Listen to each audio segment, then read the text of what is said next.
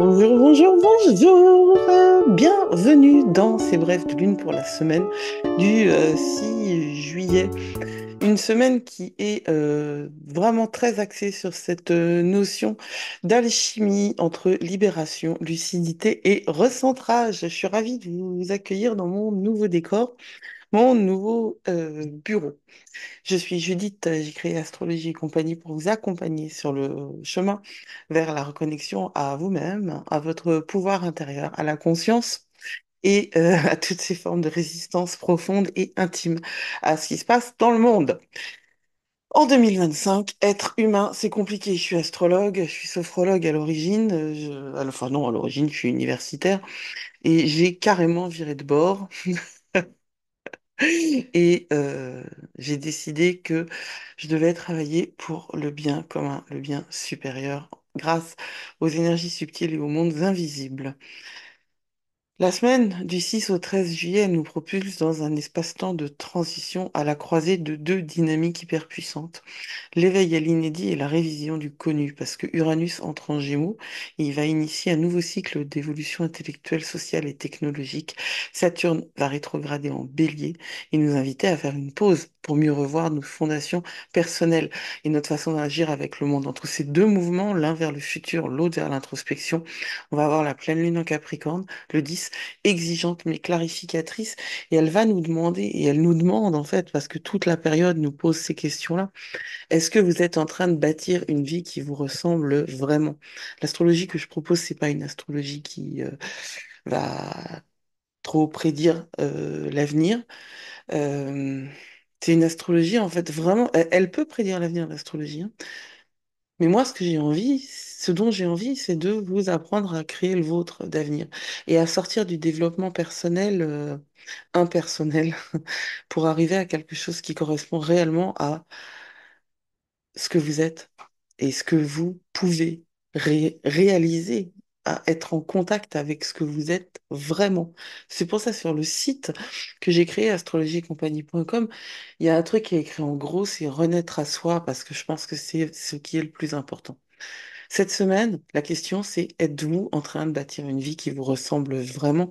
C'est une ambiance d'ajustement, de vérité intérieure, de réalignement, et on est tous invités à faire un tri à l'intérieur de nos engagements, à assumer pleinement notre pouvoir de création et à honorer à la fois notre intelligence mentale et notre maturité émotionnelle. C'est absolument l'enjeu de la période.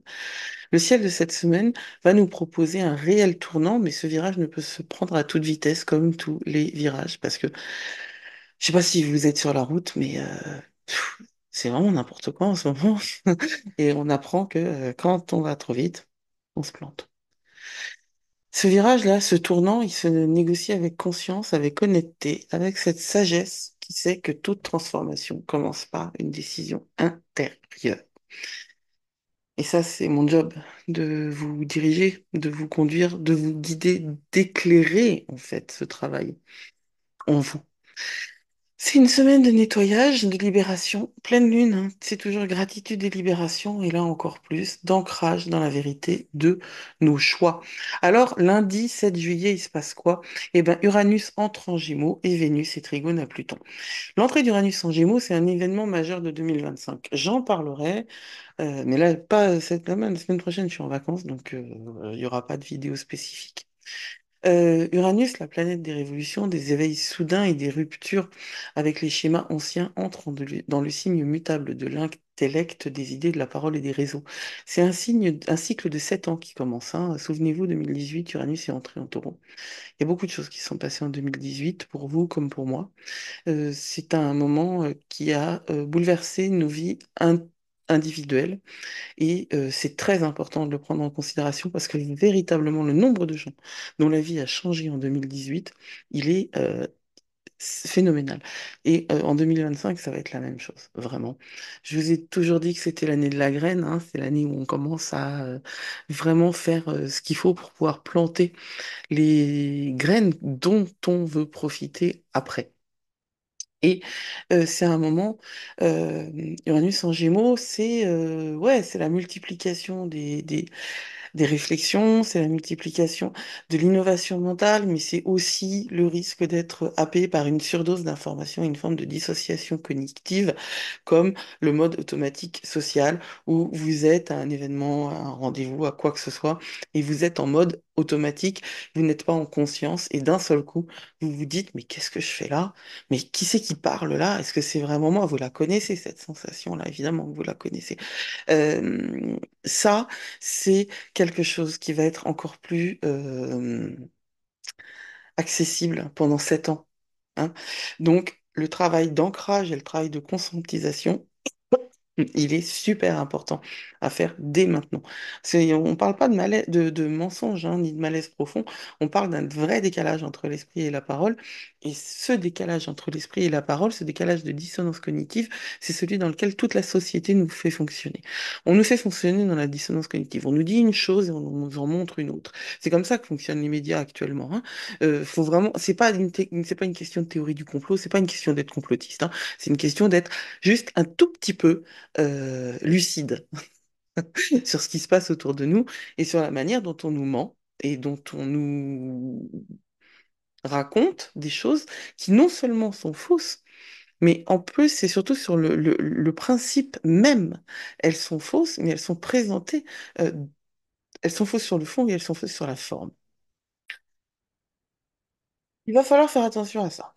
Il y a aussi cette nécessité de prendre connaissance de son moi social et de son moi authentique. Bah oui, mon chat. Il y a eu beaucoup de changements dans la maison, alors ça les perturbe, les chats aussi, un petit peu autistes, eux aussi. Le trigone entre Vénus en Lion et Pluton en Verseau, ce lundi va quand même ajouter une profondeur émotionnelle, affective et financière. Vénus, elle s'intéresse évidemment à l'amour, mais à toutes les formes d'amour et à toutes les formes de liens. D'ailleurs, il y a un avatar de Vénus, et une personnalisation de Vénus en tant qu'elle est déesse de l'Olympe, qui est la Vénus qui n'aime pas. L'amour qui ne rencontre pas son but. Et je trouve ça très très fascinant. On peut avoir des prises de conscience puissantes où des attachements sont régénérés et des décisions sont carrément nettes dans les domaines du cœur et de la valeur personnelle. Je pense que ça, c'est exact lundi, mais je pense que c'est très sensible dès les jours d'avant et les jours d'après aussi. Alors, moi, ce que je vais vous proposer ce lundi, c'est de prendre note de vos idées nouvelles parce que Uranus en Gémeaux, c'est l'émergence de nouveautés, de nouvelles idées. Mais ne cherchez pas à tout comprendre et structurer dès aujourd'hui. Vous n'y arriverez pas, vous serez submergé de toute manière. Captez ce qui émerge. Soyez dans la sensation de ce qui arrive. N'oubliez pas qu'il y a quand même beaucoup d'énergie du cancer, donc beaucoup d'énergie d'émotion. Uranus plante des graines soudaines, parfois déroutantes, hein, mais elles sont toujours, quasiment toujours visionnaires. Accueillez les dialogues profonds et inattendus, notamment dans vos relations intimes, et notamment dans les relations que vous pouvez avoir avec vous-même. Vénus-Pluton peut raviver une passion, que ce soit une passion ancienne ou une passion qui est juste un tout petit peu... Oui, mon chat, un tout petit peu en latence, je suis désolée. Euh, et ça peut aussi vous faire voir, vous, l'autre, ou la relation sous un nouveau jour pour apporter une guérison. Ce dont il est question en ce moment, c'est de guérison. La question que vous pouvez vous poser, c'est qu'est-ce que j'ai besoin de libérer dans ma façon de penser pour évoluer?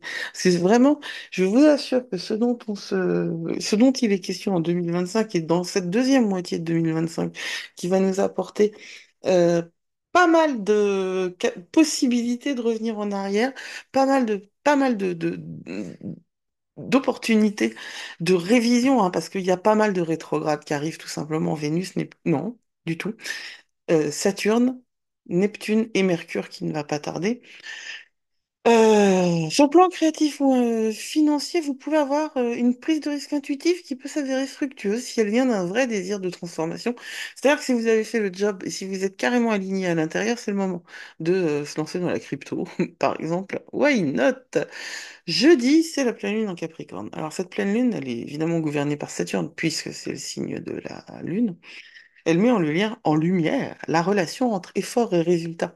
Elle va agir comme un miroir sur la manière dont vous structurez votre vie, dont vous assumez vos responsabilités et dont vous construisez vos ambitions. Le Capricorne parle d'endurance, de discipline et de maturité émotionnelle. Si vous avez travaillé avec sérieux, cette pleine lune, elle peut vous apporter la reconnaissance. Elle peut vous permettre de valider une étape qui est atteinte. En revanche, certains choix, s'ils étaient déconnectés de vos besoins réels, eh bien, ils vont se montrer comme tels.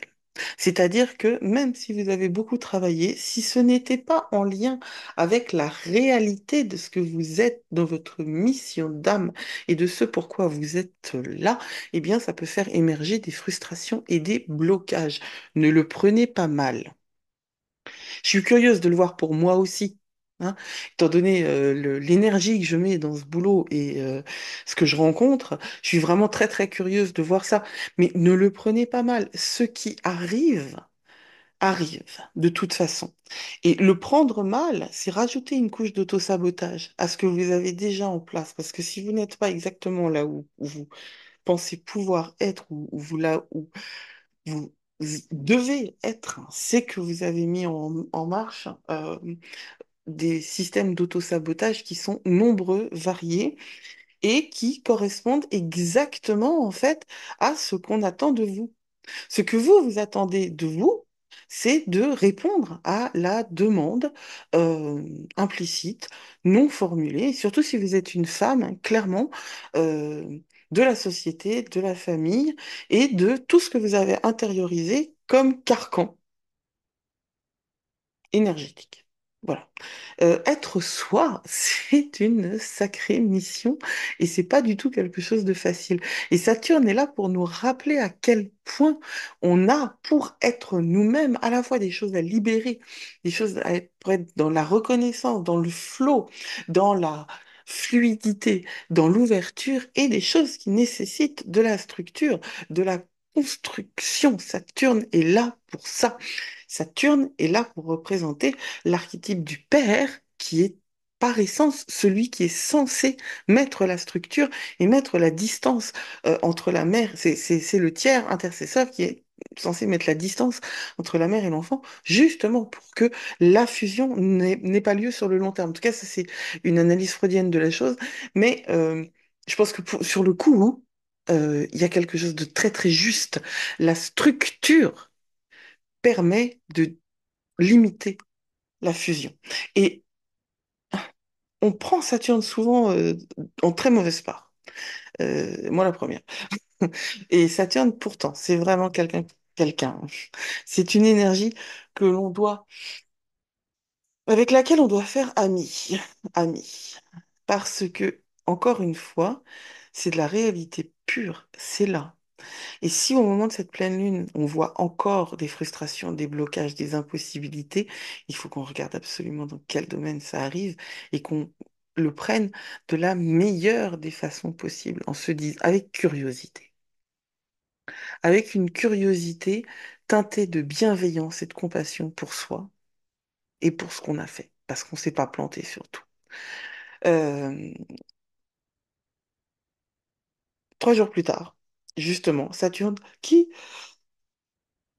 Non, pardon. 3 jours plus tard, Saturne, qui dirige cette pleine lune, qui est la planète qui dirige cette pleine lune, commence sa rétrogradation en bélier. Donc ça va intensifier la nécessité de la réévaluation. Il y a un appel à reprendre votre autorité intérieure, là, hein, à dire non à ce qui ne vous appartient pas, à faire le deuil de certaines ambitions ou rôles sociaux devenus obsolètes. Je souris parce que c'est le genre de dynamique dans laquelle je suis et dans laquelle je pense que on est tous si on fait un petit peu attention à ce qu'on est. Faites un inventaire honnête de vos engagements actuels. Quelles responsabilités avez-vous prises par devoir, par peur et non par choix conscient? Créez un rituel de libération. Écrivez ce que vous êtes prêt à laisser derrière vous, un projet, une pression, une culpabilité. On peut laisser beaucoup de choses derrière soi. Et puis brûlez ce papier pour acter symboliquement le renoncement. Accordez-vous du crédit pour vous avancer, hein, une tape sur l'épaule, un câlin, perso, pourquoi pas. Même minime, il faut le faire. Il faut. On a tendance à regarder que ce qui va pas. Mais sérieux, ça c'est vraiment c'est très très mauvais. Et moi la première, putain, moi la première. Mais Il faut pas. Il faut regarder aussi ce qui va, ce qui fonctionne, les petites avancées.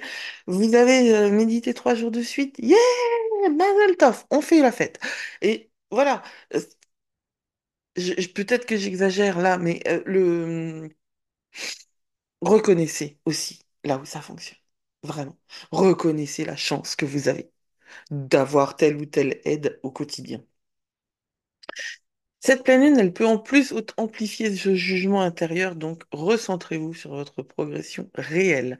Utilisez des pierres d'ancrage parce que ça sert toujours. Et puis, vous pouvez rejoindre le cercle des étoiles parce que dans le cercle des étoiles, il y a tout le mois de juillet qui vous est présenté avec un espace Notion qui est super bien fait pour vous aider à avancer mois après mois. Vous savez que c'est un abonnement, mais il n'y a pas d'engagement. Donc, en fait, vous payez 22 euros pour le mois, vous avez vraiment de quoi faire pour les 22 euros. D'accord, il y a un truc qui sonne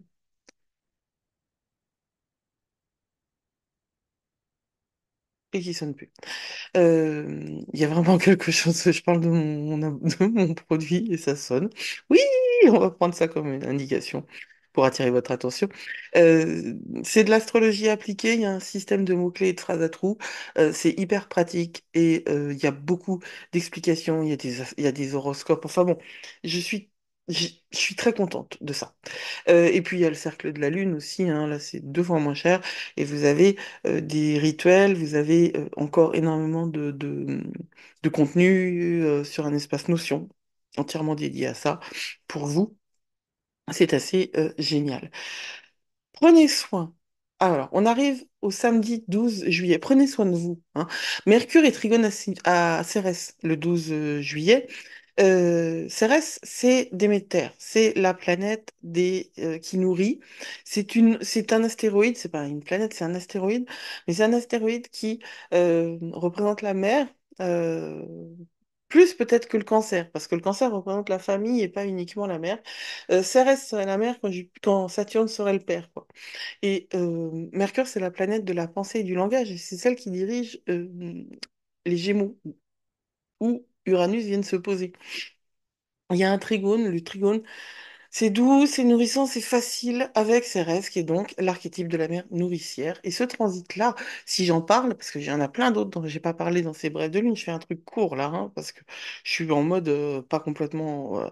D'abord, je déménage, hein, comme vous le voyez, et voilà, quoi. Il y a des moments où moi j'ai aussi besoin d'alléger la charge de travail. Ça ouvre un espace de communication réconfortante, hein, d'écoute intuitive, mais aussi de pragmatisme dans l'organisation du quotidien. Mercure, c'est la planète de la rationalité, et Cérès, c'est la planète de ce qui se... On ne peut avoir de céréales que si on est organisé dans l'agriculture. Voilà.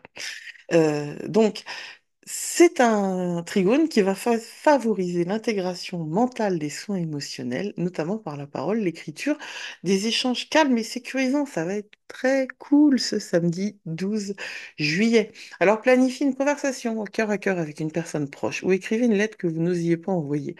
Révisez votre routine quotidienne. C'est le moment de revoir les choses. Quels petits ajustements pouvez-vous prendre ou faire pour que vos journées soient plus douces et nourrissantes? Il ne faut pas aller contre soi.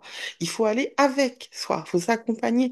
Comme quand vous parlez à une amie ou à un enfant ou à un chien, un chat que vous aimez, vous lui parlez certainement beaucoup plus gentiment que quand vous vous parlez à vous. Ouais, bah ça c'est un truc qu'il faut changer. Il faut être gentil avec soi. Vous savez que la personne qui va rester avec vous tout au long de votre vie, c'est vous? Moi, le jour où j'ai réalisé ça, j'en suis restée comme deux ronds de flanc. Moi? Avec moi? Oh non, putain, ne me dites pas ça. Voilà, mais c'était avant que je fasse du boulot sur moi-même. Faites une pause digitale, ces gens-là, hein. Puis de toute façon, il faudrait programmer une pause digitale toutes les semaines, une journée hors écran. Euh, Dimanche 13, Saturne rétrograde en Bélier. Donc ça, c'est une phase, j'en reparlerai plus tard, de restructuration dans votre affirmation personnelle. Saturne en Bélier, il va confronter le besoin d'agir vite du Bélier et la nécessité de construire avec solidité de Saturne. Lorsque Saturne rétrograde, il vous demande de revenir sur vos bases, sur votre posture d'adulte autonome. De vous interroger sur vos choix impulsifs, sur votre rapport à l'autorité et sur la manière dont vous structurez votre courage. C'est une période de ralentissement bénéfique et elle peut être évidemment vécue comme une frustration. L'énergie du bélier veut toujours aller de l'avant, mais Saturne rétrograde vous dit, prenez le temps de poser les fondations. Revenez à l'essentiel. Incarnez vraiment votre maturité. Alors, observez dans quel domaine vous vous sentez bloqué ou freiné. C'est ce que je disais aussi tout à l'heure pour la pleine lune. On est à ce moment où on regarde avec curiosité ce qui nous arrive parce que c'est comme ça qu'on pourra trouver cette clé qu'est le discernement. Comment puis-je agir avec plus de cohérence, de patience et d'intégrité? Vous savez, ces questions de journaling, elles sont super importantes. C'est un des outils que j'utilise le plus, le journaling. Et dans le cercle des étoiles, il y en a beaucoup. Vous n'êtes pas obligé de les faire toutes. On est obligé de rien. Revoyez vos engagements personnels et professionnels. Sont-ils alignés avec vos réelles valeurs ou avec une image que vous essayez de maintenir? Il faut faire très attention à cette notion de l'image aussi, surtout qu'Uranus en Gémeaux va nous parler beaucoup de cette image et de la versatilité de l'image et de la toxicité des images. C'est ça, la dissonance cognitive aussi. C'est l'image et le texte. On vous montre un truc et en même temps qu'on vous le montre, on vous dit exactement le contraire. Pourquoi on crée de la dissonance cognitive en vous? Parce que c'est le meilleur moyen de contrôler les esprits, tout simplement. Accordez-vous le droit de changer de rythme et que c'est le meilleur moyen de contrôler les esprits. C'est pour ça qu'on vit dans un monde de dissonance cognitive. Mais Uranus en Gémeaux correspond pas à l'agenda de ceux qui veulent votre attention, hein.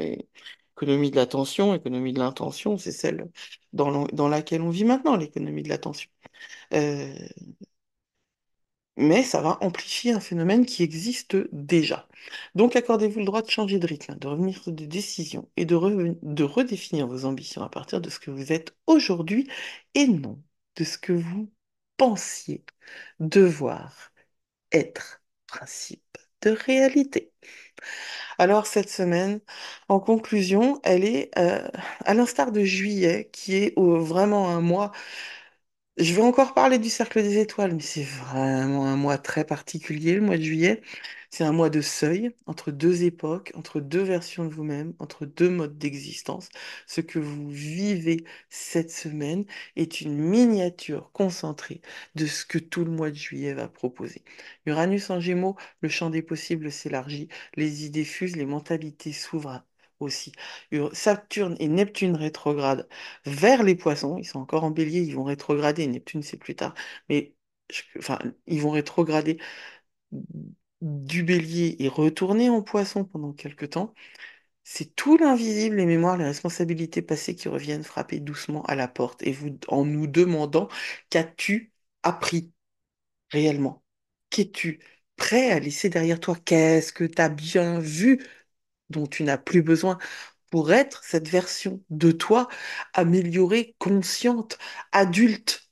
Adulte, non pas dans le sens pas de fun, pas d'envie, pas de délire. Non, adulte dans le sens j'assume. Les choix que je fais, je les assume entièrement. Et j'arrête de rejeter la faute sur les autres et j'arrête de projeter tout ce qui n'est pas, tout ce qui correspond pas à cette image idéale que j'ai de moi et j'arrête de me faire diriger par mon ego. Voilà, c'est ça. Cet adulte idéal qui n'est pas celui dans lequel on vit, hein. Moi, j'ai toujours vécu avec cette phrase de Brel, finalement, il nous fallut bien du talent pour être vieux sans être adulte. Et c'est maintenant que je réalise que être adulte, c'est arrêter de faire chier les autres, en fait. Dans la définition qui est la mienne, pas peut-être pas dans celle du monde extérieur. Ce que nous devons faire maintenant, c'est ça. Utiliser cette danse entre le Capricorne et le Bélier pour apprendre à mieux doser entre rigueur et spontanéité, devoir et désir, structure et action. C'est tout l'enjeu de la période. Intégrer les leçons du passé sans s'y enchaîner et avancer vers demain avec confiance mais sans précipitation. Vous êtes en train de poser les briques d'un nouveau mode de vie, d'une nouvelle façon de penser, de vous relier, de créer. Alors, si vous sentez de l'agitation, de la confusion ou des retours du passé, ne résistez pas.